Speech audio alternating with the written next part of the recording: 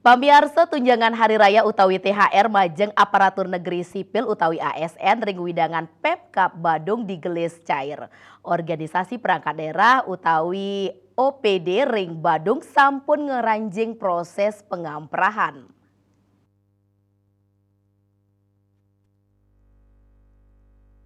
Kepala Bagian Protokol dan Komunikasi Pimpinan Sekretariat Daerah Kabupaten Badung, Madi Suwardi Demausang, THR ASN langsung cair 100%.